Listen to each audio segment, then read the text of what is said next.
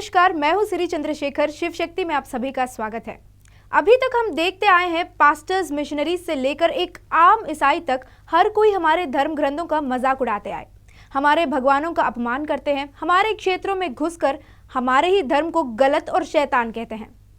आप माने या ना माने, हमारे हिंदुओं का खामोशी ही उनका ताकत बन चुका है। जिस भगवान, जिस धर्म में जातिवाद, घृणा, नफरत भरा है, तुम लोगों को क्यों वहां जाना है? क्या मार खाना तुम लोगों को पसंद है? गाली सुनना पसंद है? नहीं है ना? तो क्यों जा रहे हैं वहां? क्या दूसरे धर्म, दूसरे मजहब, दूसरे मंदिर, मस्जिद, चर्च नहीं है? यीशु मसीह सिखाया है प्रेम करने के लिए। वो नफरत नहीं कर रहा है, घृणा नहीं कर रहा है, बात फैला के पुकार रहा है, बुला रहा है, आओ। तो तुम लोग मार खाने के लिए जा रहे हैं मंदिर के अंदर। दोस्तों, इन लोग ने फिर भी आंदोलन कर रहे हैं कि मंदिर में प्रवेश करने दीजिए, मंदिर में प्रवेश करने दीजिए। तो इसका मतलब फिर से मार खाने के लिए हमको मार चाहिए, हमको गाली चाहिए।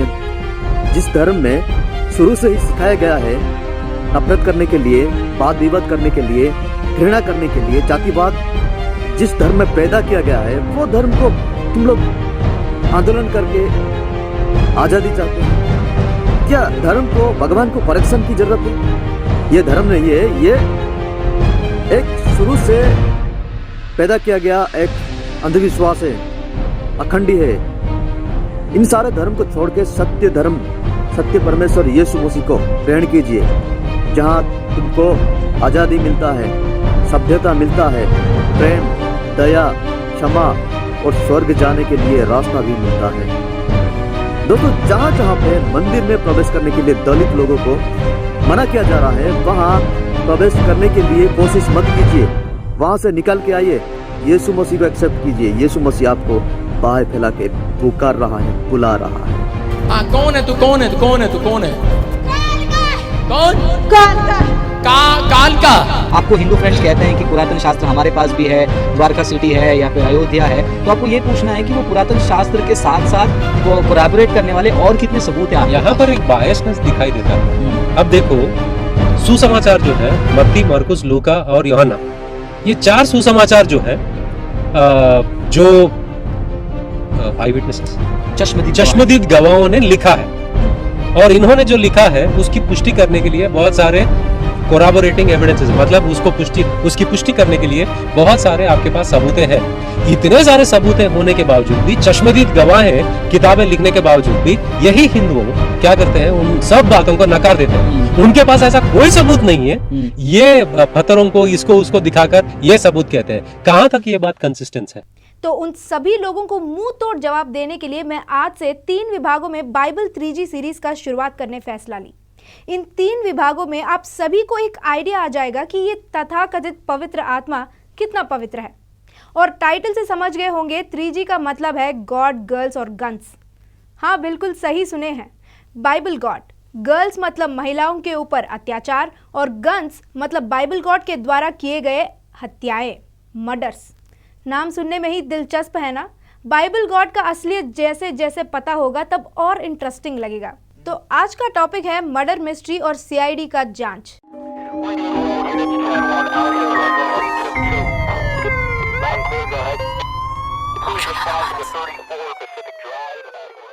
अब पवित्र बाइबल ग्रंथ के व्यवस्था विवरण अध्याय 21 में से पढ़ रही हूं, ध्यान से सुने। कसम से आप हंसी रोक नहीं पाएंगे। वैसे ये बात कोई बाइबल व्यापारी नहीं, वही नकली परमेश्वर बाइबल गॉड स्वयं कह रहा था। व्यवस्था विवरण अध्याय 21, हत्या का अनसुलझा मामला। यदि उस देश के मैदान में जो तेरा परमेश्वर यहोवा तुझे देता है, किसी मारे हुए का शव पड़ा हुआ मिले और उसको किसी ने मार डाला और यह पता नहीं चले, वहां पर एक मर्डर हुआ था, लाश जमीन पर पड़ी है, तब बाइबल गॉड कह रहा है अगर किसी को पता नहीं कि किसने ये हत्या की, तो आगे पढ़ते हैं, तो तेरे पुरनिये और न्यायी निकल कर उस शव से चारों ओर के एक एक नगर की दूरी को नापे। तो यहाँ पर क्या करना चाहिए, बड़े और न्यायी जहाँ पर वो लाश पड़ा है उस लाश के चारों ओर के एक एक गांव का दूरी नापे। तब जो नगर उस शव के सबसे निकट ठहरे उसके पुरनिये एक ऐसी कलोर ले रखें जिससे कुछ काम ना लिया गया हो और जिस पर जुआ भी ना रखा गया हो। तब उस नगर के पुरनिये उस कलोर को एक 12मासी नदी की ऐसी तराई में जो ना जोती और ना बोई गई हो ले जाएं और उसी तराई में उस कलोर का गला तोड़ें। मतलब जो गांव उस शव के सबसे नज़दीक है उस नज़दीकी गांव के बड़े एक कलोर को यानी जो काफ को ले जाएं और जो खेत का काम नहीं आता हो और उसे उस गांव के 12मासी नदी मतलब जिसमें साल भर पानी रहता है उस 12मासी नदी के पास ले जाकर उसका गला तोड़ दें। क्या करें, गला तोड़ दें। आगे पढ़ेंगे। और लेवीय याजक भी निकट आएं क्योंकि तेरे परमेश्वर यहोवा ने उनको चुन लिया है, उसकी सेवा टहल करें और उसके नाम से आशीर्वाद दिया करें और उनके कहने के अनुसार एक हर झगड़े और मारपीट के मुकदमे का निर्णय हो। फिर जो नगर उस शव के सबसे निकट ठहरे उसके सब पुरनिये उस कलोर के ऊपर जिसका गला तराई में तोड़ा गया हो अपने अपने हाथ धोकर कहें, यह खून हमने नहीं किया और ना यह हमारी आंखों के सामने हुआ काम है। इसलिए हे यहोवा, अपनी चुड़ाई हुई इज़राइली प्रजा का पाप डांप कर निर्दोष के खून का पाप अपनी इज़राइली प्रजा के सिर पर से उतार। तब उस खून के दोष से उनको क्षमा कर दिया जाएगा। यो वह काम करके जो यहोवा की दृष्टि में ठीक है, तू निर्दोष के खून का दोष अपने मध्य में से दूर करना। यह था कहानी। मैटर समझे? बाइबल गॉड ने क्या कहा? अगर किसी की हत्या हुई और लाश जमीन पर पड़ा है, किसी को नहीं पता कि किसने मारा, कोई आई विटनेसेस नहीं है, तब लोगों को क्या करना चाहिए? अपने बड़ों को और न्यायों को बुलाकर पहले उस लाश के चारों ओर एक नगर की दूरी नापना चाहिए।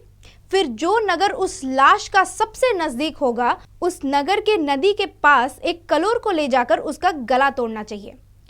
उस बचिए का गला तोड़ने के बाद सारे बड़ों को उसके खून में अपना हाथ धोकर कहना है कि मेरे परम पिता यहोवा, हम कुछ गलत नहीं किए हैं, हमें बख्श दो। ऐसा प्रार्थना करना चाहिए। फिर यहोवा कहेगा चल चल ठीक है, माफ कर दिया। यह है हमारा पवित्र आत्मा यहोवा का CID इंक्वायरी। कितना बेवकूफ़ है ना इनका खुदा का CID का जांच। इमेजिन किसी ने एक हत्या किया और मर्डरर हत्या करने के बाद उस लाश को किसी और गांव में फेंक कर चला गया। अब ये बाइबल गॉड के अनुसार उस गांव का बड़े आना चाहिए जो उस लाश के नजदीक हैं और असली मर्डर पहले ही एस्केप। खत्म, बाय बाय, टाटा, गुड बाय, गया। फिर वो बुढ़े आकर क्या करेंगे? एक बच्चिए की गला तोड़कर मार देंगे। इससे किसी को कुछ फायदा हुआ? नहीं। असली मर्डरर को वैसे भी छोड़ दिया और ऊपर से किसी मासूमों को लाकर उनके साथ एक और हत्या करा दिया। ठीक है, कुछ देर तक हम मान लेंगे कि उस गांव का ही कोई उस हत्या किया, या वही इंसान जो हत्या किया वो वापस आकर एक बच्चे की गला तोड़कर उसके खून में अपना हाथ धोकर झूठ बोल देगा कि यहोवा मैं ये हत्या नहीं किया। जो बंदा हत्या कर सकता है उसके लिए झूठ बोलना थोड़ी ना बड़ी बात है। तो यहाँ पर क्रिमिनल को पकड़ने के लिए बाइबल गॉड 1% भी चांस नहीं दिया किसी को। ऐसा रहता है इनका पवित्र आत्मा का इन्वेस्टिगेशन। इससे बढ़िया इन्वेस्टिगेशन तो ACP प्रद्युमन करता है। हाँ, कभी कभी लेम है पर इससे तो ज़रूर बेहतर है, वो कह सकते हैं। और इससे बढ़िया हमारी कोकिला बहन की इन्वेस्टिगेशन था। देखिए उस वीडियो को भी, कैसे सच मुंह से निकलवाती रहती हैं। तुम चने कुकर में चढ़ाकर मेरे पास आई थी, तब रसोड़े में कौन था? ये राशि थी। इस कहानी से हमें समझ में आता है कि ये मूसा जो है भगवान के रूप में यहोवा नामक एक कैरेक्टर को बनाकर जो मुंह में आया उसे कानून के रूप में लिख दिया। कॉमन सेंस ये वो बिल्कुल नहीं है। एक भगवान के स्थान पर बैठने वाले का जजमेंट कैसे होना चाहिए? एक भी निरपराधी को सजा नहीं मिलना चाहिए, एक भी क्रिमिनल सजा से एस्केप नहीं होना चाहिए। पर बाइबल गॉड सब उल्टा ही करता है और इसे ये पास्टर्स परमेश्वर शब्द और तत्व जोड़ देते हैं। बाइबल गॉड का इस CID इंक्वायरी के बारे में आपको क्या लगा? कमेंट सेक्शन में मुझे ज़रूर बताइएगा। तो ये रहा आज का Bible 3G series part 1। Part 2 में फिर मिलेंगे। जय श्री राम।